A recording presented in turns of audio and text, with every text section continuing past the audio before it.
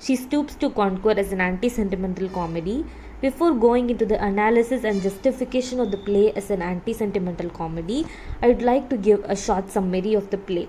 So we have Sir Charles Marlow and Mr. Hardcastle introduced as good friends. So both of them, they decide to get their children married. So in the beginning of the play, we could see young Marlow, the son of Sir Charles Marlow, coming to suit the daughter of Mr. Hardcastle, Kate Hardcastle. So when he is on his way to Mr. Hardcastle's house, he is tricked by Tony Lumpkin, the stepson of Mr. Hardcastle.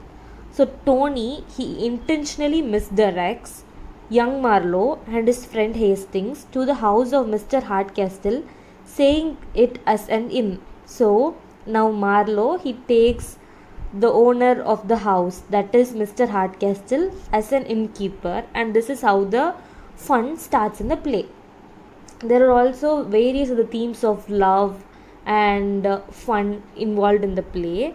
There are also a lot of confusions within the play itself. But finally, at the end, it ends with a very happy ending with the unification of the lovers.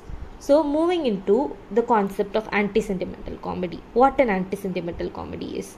So, anti-sentimental comedy is basically a reaction against the sentimental comedy. So, the pioneer of this movement was Oliver Goldsmith. So, according to Oliver Goldsmith, the true function of a comedy was to give the humorous exhibition of follies and vices of men and women and to rectify them by exciting laughter. This is the concept of Oliver Goldsmith, his conception of comedy. So, also, anti-sentimentalists, they kind of opposed the sentimental comedy because they felt that in the place of laughter and humor, sentimental comedy just provided tears and distressing situations with pathetic lovers, serious heroines, and honest servants. This is what actually sentimental comedies had, and anti-sentimental comedies kind of opposed everything. Anti-sentimental comedies are also considered as pure comedies with the true motive of exciting laughter in the audience. So this is the introduction to anti-sentimental comedy. So moving into the characteristics of anti-sentimental comedy. So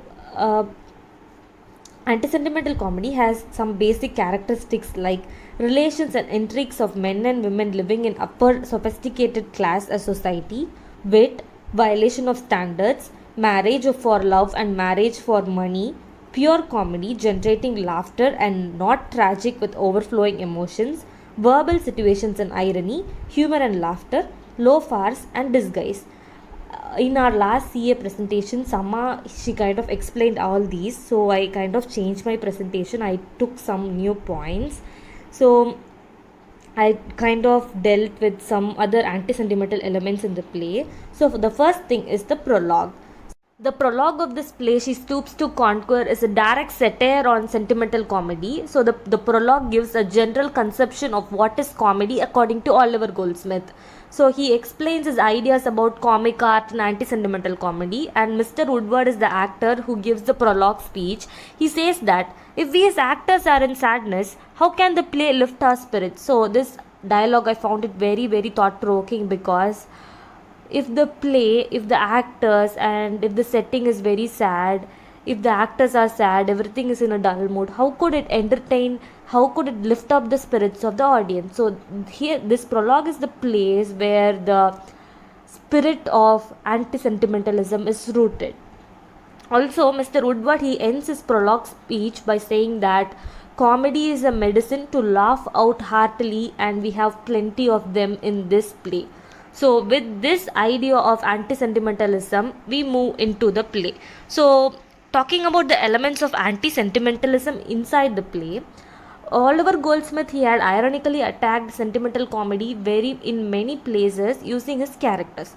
So in Act 2, Miss Hardcastle, she says, "Indeed, I have often been surprised how a man of sentiment could ever admire those light air pleasures where nothing reaches the heart."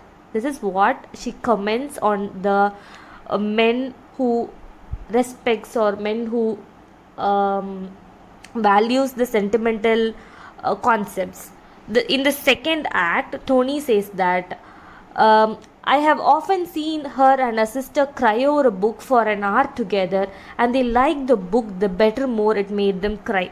So, this dialogue shows how the people of that time were into sentimental comedy. So, the books which made the people the more cry, the more they like that book. This is what Tony says in Act 2. This is what all I found about anti sentimentalism within the play. Moving to the characteristics of anti-sentimental comedy, the first thing is the humor of character. So, in the incident between Kate and Marlow, where Kate is introduced to Marlow as a woman of upper strata, Marlow is very much shy and hesitant to approach Kate. But when Kate is in disguise as a barmaid, Marlow is very much flirtatious and he is not shy at all. So, this incident is very much funny and humorous. The second thing is the marked contrast between Kate's words and actions. So, when Marlow approaches Kate for the first time, Kate decides that she's not going to accept the proposal of Marlow anymore. But she's the person who runs after Marlow. She's the one who kind of goes to know the true self of Marlow. So there is a marked contrast between her words and action, which is again funny. The third thing is a speech by Mr. Hardcastle in the first scene, where he humorically says that I love everything that is old friends, old times, old manners, old books, old wine, and an old wife. So this in this scene, it is very much filled with open humor, light humor, kind of light humor.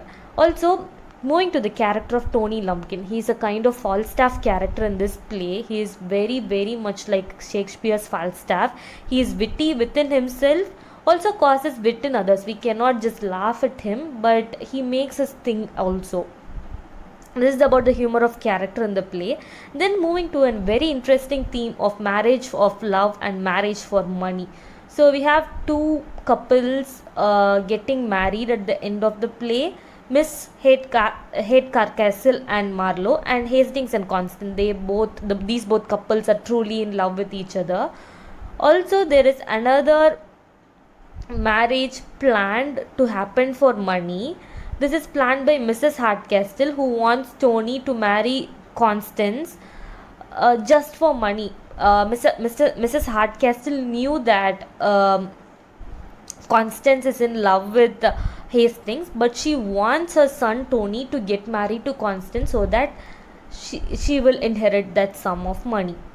So this is the concept of marriage for love and marriage for money, which is basically a characteristic of sentimental comedy. The next element of sentimental comedy is disguise. Yes, we could find Kate, the protagonist, female protagonist of the play, in disguise as a barmaid. She in disguise brings out the true colors of Marlow, and the both couple finally gets engaged. Moving to the satire of Marlow and the men in upper class society. So Marlow, as a man of upper class society, he is very much shy and modest with women of higher status, but he is very bold and very straightforward to a woman of other sort, like a barmaid. So this is very much contrasting, especially highlighting the characteristic of an upper class man. Then moving to Mrs. Hardcastle, she is the only greedy character and the only character who is not happy at the end of the play. She is kind of extravagant and doting. She's old, but she is fond of fashion, and she thinks that she is very much modest, but she's really not, and she's very much greedy character in this play. So we could see the typical the typical mother and the typical upper class woman kind of satirized in this play. Also, with all these evidences, I could say that this play is a sentimental comedy, obviously, because it has the spirit of romantic comedy. It also aims only at entertainment and amusement of the audience, says Harold Littledale, a critic. Also, we laugh with the characters and not at them. So we are kind of enlightened by the characters. Also, there is this immense variety of humor which makes us laugh with our whole heart, which gives the universal appeal to this play. There is also a strong marked characterization and every characteristic of anti-sentimental comedy involved in this play by Oliver Goldsmith. Also, this play neither aims to satirize the human follies nor, like sentimental comedies, to provoke tears. Its only aim is to provoke humor in the audience. So, it is a pure comedy, that is an anti-sentimental comedy which aims at laughter, which accounts for this universal appeal of this play till date. Thank you, sir.